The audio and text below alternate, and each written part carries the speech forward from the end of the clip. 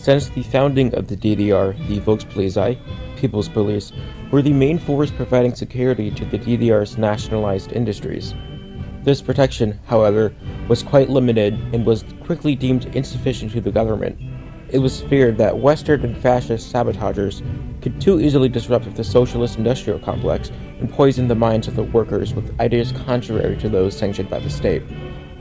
1951 saw nearly 5,000 nationalized companies of the DDR sign collective security agreements with each other in order to ensure their factories are kept safe and secure from any unwanted force or influence.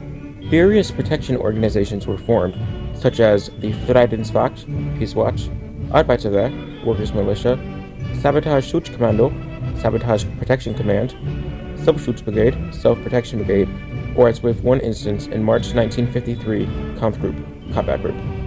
All of these teams worked with the Volkspolizei in guarding their workplaces, however, only in an internal security function, in order to prevent work stoppages, protests, or occupation. As noted by the SED organ in Chemnitz, the workers at the VEB Bau Unit in Chemnitz autonomously formed their own militia without any given orders from any higher authority. However, because of their spontaneous creation, they could not be reliably armed or trained by the party. However, they would still receive political help from the SED to politically educate the workers. The East German uprising of June 1953 sent the SED into a panic, with them needing support from Moscow's group of Soviet occupation forces in Germany to crush the unrest. The disaster forced the SED to consider its options in the defense of the state on a national and local level. The 14th meeting of the SED Central Committee was held on June 21st, just 4 days after the uprising. It was suggested by one member that the creation of a formal workers' militia should be enacted in order to, quote, protect the achievements of the peasants and workers' state. Initially, their role was ambiguous. It was debated whether they should serve as instruments of political agitation or as armed industrial security forces. The answer would be both. It was imperative to the SED to start the rearmament of Germany in a manner that would be seen as politically legitimate and overcome the obstacles of recruiting new members, such as Christian conscientious objectors and those with family in the West. The Central Committee department head said that this new militia should be a continuation of the Wahlfront-Kampfverbund, Red Front Fighters League, which was the paramilitary force of the Communist Party during the days of the Weimar Republic. It was said that this new militia should follow the Red Front's organization and uniforms. Later that year, on September 29th, the first units of the Kampfgruppen der Arbeiterklasse, KDA, combat groups of the working class, were raised. There were some attempts to organize the KDA into 3 different sections for industrial, agricultural, and residential areas, but these were quickly forgotten and stayed organized on a company basis. Residential areas were not guarded, as industry was top priority at this time. On October 12, 1953, a meeting of the Central Committee with the first secretaries of the SED Berserker leaderships led the establishment of regulations for the political and organizational development of the KDA. Subsequently, on December 9th, under the chairman of Karl Spädermann, the Central Committee's Secretariat made its first significant decision regarding the training of the newly formed militia. The secretariats of the party's berserker leaderships were tasked with overseeing the formation of units within their berserkers, while Kreis leadership secretariats handled their establishment at the local level. It was expected that all members viewed their role in the organization as an honor, for it was their duty to protect the state and its workers. The first units of the KDA were trained in Dessau, with the results of such being used to further refine plans for the raising of more units. The Gesellschaft für Sport und Technik, Sport and Technology Association, was a mass organization that aimed to further the East German youth's experience in technology, athletics, automobiles, and shooting, all with a socialist emphasis, of course, and was since 1952 the main driver of military training for young people. But the KDA's rising influence shifted this job away from the GST over to the new organization. The KDA made its first public appearance at the May Day Parade on May 1st, 1954. The size of each unit varied wildly based on the number of employees at each host company. Training opportunities in the early KDA were very limited due to shift work, agricultural season peaks, varying physical well-being of its members, especially those who were older, and as well as the longer commute distances in rural areas, making training sessions, even after work and on Sundays, relatively few and far between, leading to a less professional force than desired. Following the creation and integration into the Warsaw Pact, Moscow instructed the DDR to immediately prepare for its participation in the military coalition, putting more focus on the Kaiser-Nazi Volkspolizei, KVP, Barrack People's Police, the precursor to the proper military of East Germany, the Nationale Volksarmee, NVA, and of course the KDA as well.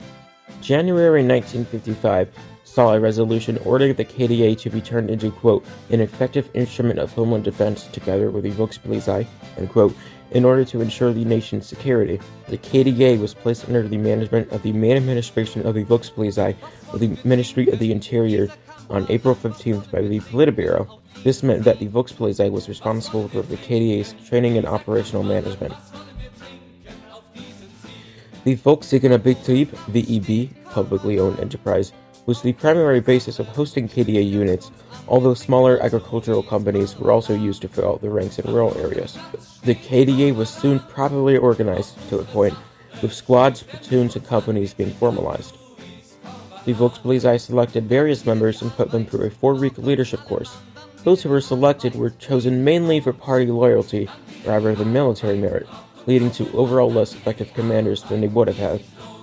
While the KDA was on its way to being a useful tool of the SED, the KDA Berserker leaders believed that current numbers bolstered were not enough.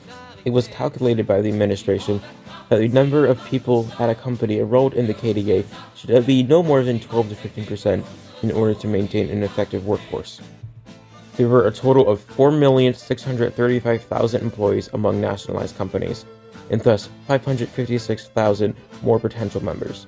The SED believed a 300,000 strong force was a realistic achievement in the coming years. They would, however, be proven to be very mistaken.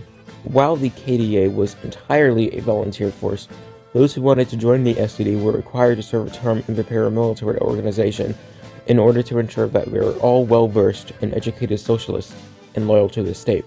The SED also justified that the high ratio of party members within the militia reasonably meant that they were a militia of the party. Another resolution required members of the KDA to receive 4 hours of training per week, although there were major issues in actually making this a reality. The same resolution also secured the SED's access to command and deployment of the KDA while still under the organization of the MDI. The SED and MDI both continued to fight for control of the KDA, with the SED emphasizing its role as a party militia and the MDI seeking to maintain operational oversight. It was argued by the SED that the KDA's role in civil defense was different from the Volkspolizei's traditional police work, and that the feared so-called June syndrome could be best cured by the deployment of the KDA under the oversight of the SED. Throughout 1955, various efforts to organize the KDA into an effective combat force were underway. On March 30th, the Central Committee Secretariat attempted to raise multiple more units of militiamen from the members of the SED, with the Security Commission discussing on how to arm these new units. However, the distribution of weapons to these units were delayed, as, quote, the fronts in Moscow were not available. The KDA would struggle to reliably arm its men in these early years, as the limited supply of surplus from the Second World War and the imports from the Soviets were directed towards the KVP, soon to be NVA. The Central Committee's 23rd meeting in April emphasized, among other things, the remilitarization of the new German state. The Volkspolizei, KVP, SFS, which was the precursor to the Stasi, Grenzpolizei, the precursor to the Grenztruppen, as well as the KDA were all to receive additional supply and training. The previous failures to supply the KDA with weapons, as seen in March, would be moderately remedied with this action. The aforementioned branches were primarily using German-made weapons from World War II, but changed for newer Soviet models, thus giving the KDA a stock of outdated arms, albeit it was better than the near total lack thereof they were dealing with before. Although, these newly acquired weapons were not just to be handed out to the undisciplined Scrabble, as the new training regime was enacted, with 4 hours of training for 33 weeks a year being mandated, adding up to 132 hours each year. This would include basic training, weapons training, tactics, and land navigation. These new weapons included the Kar 98K bolt-action rifle, the STG-44 assault rifle, and the MJ-34 machine gun, although the latter two saw major delays in being issued.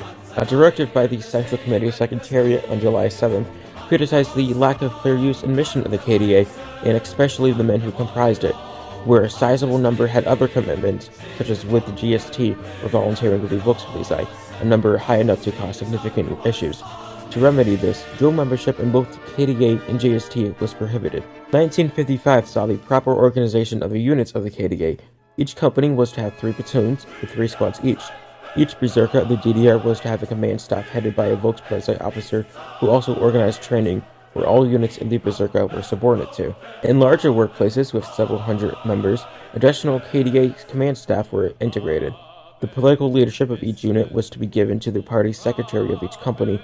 However, he would not belong to any specific unit, so the factory would still have its most senior SCD official in the event of deployment. Such party secretaries would appoint representatives to help the commanders of the KDA to politically educate its members. Various restrictions would be made clear this year, such as women being allowed to serve but only in medical roles, and the minimum age of membership being set at 25, although in the early years this was more of a suggestion rather than a hard-set rule. The MDI enacted a provisional service order which further clarified the tasks and duties of the KDA, with uniform training criteria being made for all berserkers of the DDR. During this time, company and platoon leaders were trained at Volkspolizei schools such as those in Aschersleben, Arnsdorf, Weimar, and Ludwigsfeld. Squad leaders were trained at SED Berserker Party schools. It was decided that the Volkspolizei would take full responsibility for the armament and supply of equipment and medical items, as well as the finances of the KDA. The creation of the NVA saw changes of the security tasks of the KDA. In June 1956, the main administration of the Volkspolizei's main department of training drafted a proposal to integrate the KDA more deeply into homeland defense. The proposal emphasized a coordinated approach to securing facilities and critical infrastructure across the DDR, ensuring that the KDA operated in an organized and effective manner with the NVA and Volkspolizei. Plans to further bolster the KDA's own fighting strength were made. Anti-aircraft, engineering, reconnaissance, and rear service units were also to be added, as well as equipping infantry with AT weapon systems and grenade launchers, transforming the KDA into a proper fighting force that is capable of holding its own and was no longer just a factory security force. There were also plans to make the KDA essentially into a second NVA, consisting of 3 corps of 54,000 men each, but these were not implemented. In February 1956, the Western nations protested to Soviet Ambassador Georgy M. Pushkin over the participation of armed KDA units in the 37th anniversary of Rosa Luxemburg and Karl Liebknecht's deaths. Pushkin defended their presence, citing threats from, quote, diversionary groups, espionage organizations, and fascist traditional associations, unquote, in West Germany. The Hungarian Revolution of the same year saw the KDA be put on heightened alert, and saw the Berlin units in their first deployment in early November.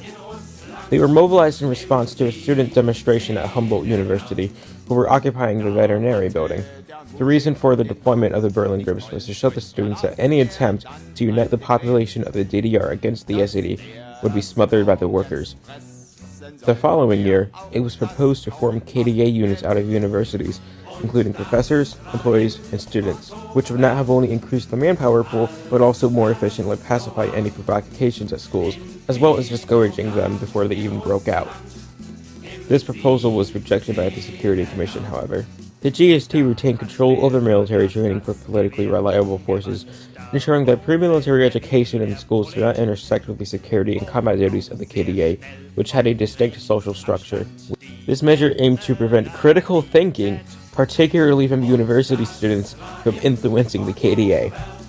2 further resolutions from the Politburo expanded the operational area of KDA units to entire cities or kreis, rather than factories or specific areas. Future deployments would involve close cooperation with all other armed forces in the area. The focus was on local and house-to-house fighting to eliminate enemy bases, and on mobile deployments to combat airborne or other enemy forces, often categorized as diversants. The SED Security Commission's resolution on November 30th reinforced Bezirk and Kreis leadership responsibility for selecting cadres, organizing training, and ensuring regular participation in both training and deployments. 1957 saw the first proper training exercises conducted by the KDA, allowing the SED and MGI to assess the progress made logistically and organizationally. This also served as a subtle threat to any forces attempting to disrupt the political structure of the DDR. The Security Commission underwent the task of creating a proper uniform, which will be discussed in a later video, and an emblem for the KDA, as well as a newsletter known as Der Kampfer. 1957 also saw the creation of a proper school for the commanders of the KDA, but again, this will be discussed in detail in a future video.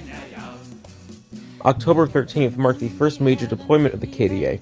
At the time, networks were exploiting the currency exchange rate by using small amounts of West German currency to purchase large amounts of East German currency, which was then spent on East German consumer goods at an overall lower cost. This practice depleted the supply and values of goods in the DDR economy. On that day in October, the KDA was deployed to disrupt these networks and safeguard the nation's economy, successfully completing their mission. Although the KDA was certainly better off than it was just a few years ago, both the SED and MGI complained of the competency of its leadership and overall skill of its members.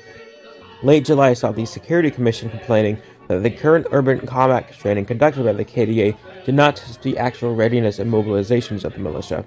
Because of these shortcomings, from that September on, there were to be emergency alertness exercises carried out with zero preparation or forewarning. These exercises would include all security agencies, the GST, and the Red Cross, and were supported with weapons and training by the Ministry of National Defense. The main administration of the Volkspolizei's main Department of Training also had various complaints, in particular the difficulty in finding sufficient manpower to fill the units, saying, quote, the lack of political and ideological help from the party organizations, unquote, were the root of the problem. By the end of 1957, the KDA saw a total manpower strength of just shy of 150,000 men, divided across 1,879 companies, of which they were called Hundertschaften, or hundreds. Unsurprisingly, these Hundertschaften were supposed to have roughly 100 men each. The KDA was about 30,000 men short in filling out each company, meaning that there were plenty undermanned. It was decided that an additional 50,000 men were to be added to the organization by the end of the next year in 1958. This rather ambitious recruitment goal was largely met with 197,000 men across 2,276 companies. The KDA was planned to gain an additional 50,000 men for each of the next 2 years, which was a rather unrealistic expectation. By the end of 1960, there were a mere 193,000 men across 2,132 companies. A part of this desire was quelled with the founding of East Germany's new standing military, the NVA, which of course required manpower. By the dawn of the 60s, the KDA still struggled to properly and reliably train its members. This was remedied with new doctrine, as the KDA were to, in the event of conflict, work in tandem with the NVA in order to improve the DDR's overall combat effectiveness and capability. Participation in training was still suboptimal. 1955 saw just 37.6% of members regularly participate in training. 1957 had 49.5%, and 1958 with 49.1%. Schwerin was particularly bad, going from 46.3% in 1957 to just 25% the next year. By this time, training was held just once a month for 8 hours, with 96 hours in total. However, with the amount showing up or not at all, these sessions were mostly just 7 hours of actual training. The MGI also noticed a large number of companies being formed during the manpower shortage, leading to decreased combat effectiveness. The Security Commission reprimanded Berserk and Kreis leadership for these issues. Company commanders trained at the Central School in Schwerin by mid-1958 demonstrated better qualifications than the Volkspolizei instructors, whose withdrawal was suggested.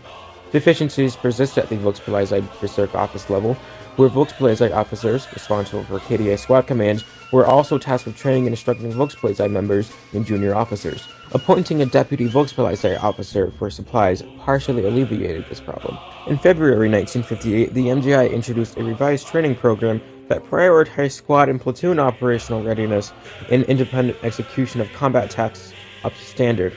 This marked the transition of the KDA from a focus of localized security tasks to a more versatile force capable of engaging in military-oriented local combat rather than policing operations.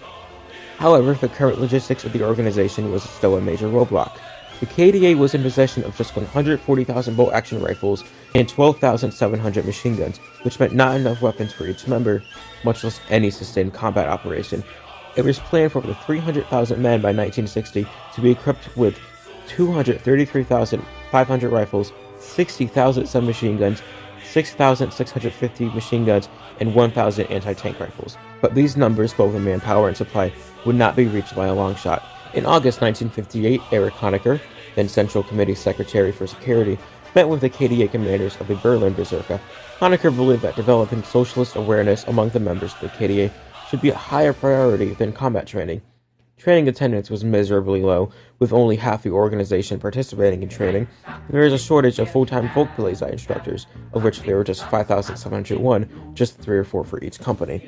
The KDA struggled in gaining desired recruits, thus leading to inadequate manpower. The poor system for alerting its members when needed also played a part in the inequities of the Kampfgruppen in its formative years. The Fifth Party Congress of the SED elevated the KDA to equal status with the NVA in order to protect the DDR from a counter-revolution. In 1959, a mandatory training program for all KDA units was implemented, with 11-hour monthly training sessions totaling 132 hours a year. This training, on top of work, often strained the members. Rural units were permitted for compact training exercises 2 to 4 times a year, although these were entirely militaristic in nature, with next to no political education. Because of this, only units stationed at factories were able to receive both the military and political curriculum. On May 9, 1959, the first proper ceremony of the KDA was held to boost discipline and morale. These would be held the evening before every May 1st and October 7th. To strengthen internal cohesion and provide an external display, and to advertise the organization, the Spartakiad movement, which was essentially an athletic competition, think Socialist Olympics, was launched in May. It began with a Berserker Spartakiad in Berlin-Köpenick and continued in Hall later that year, with another event in Leipzig 5 years later. By the end of the 70s, the KDA Spartakiads were discontinued. This was largely due to Berserker leadership focusing too much on selected units achieving success in the competitions while neglecting the majority of other units. Based on suggestions from the Department of Security 2 years prior, 1959 saw major reforms in the organization of the entire KDA. This included major efforts towards centralization by combining hundreds of companies into battalion-sized elements. These battalions would come to be General Battalions and Berserker Reserve Battalions, which would be renamed to Motorized Battalions shortly after. These efforts would start in late 1958 and were organized by Oberst Karl Mellmann. The Deputy Minister of the Interior for the Armed Forces, Major General of the Volkspolizei, Willy Seifert, gave the order to 16 heads of the Berserker Authority of the Volkspolizei to create the motorized battalions. General battalions and independent companies were raised wherever there were limits of the motorized battalion's reach. The motorized battalions, in particular, would see more rigorous training, including increased training for commanders, urban warfare, and the ability to destroy counter-revolutionaries and enemy airborne units. Weapons training, such as with anti-tank guns, grenade launchers, and machine guns, was promoted, but shortages in heavy weapons meant the necessary weapons required were not always immediately available. Because of this, 36 battalions received the needed heavy weapons, and 44 were temporarily without grenade launchers and machine guns.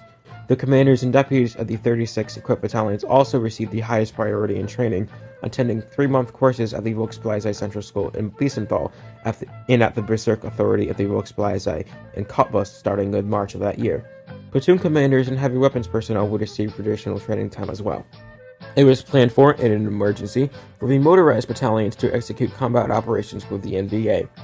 To prepare for this, on paper at least, 2 of the battalion's companies would be motorized, with the third being a heavy weapons company, consisting of an AT gun, grenade launcher, and machine gun platoon.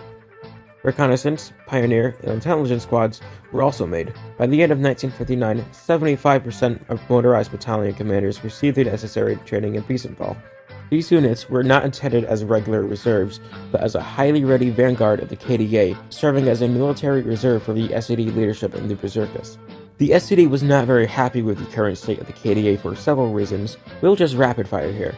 1. The dropping numbers of membership, with the incoming members not being able to keep up with the ones leaving. 2. Inadequate cooperation between the MDI and SED. 3. Full-time instructors did not have the sufficient effect on the members as desired. 4. Part-time instructors lacked critical skills. 5. Inexperienced and unqualified commanders. 6. The benefit general battalions were undertrained and undisciplined. 7. A significant number of the units were undermanned. 8. The alarm system was inadequate and uncoordinated. And 9.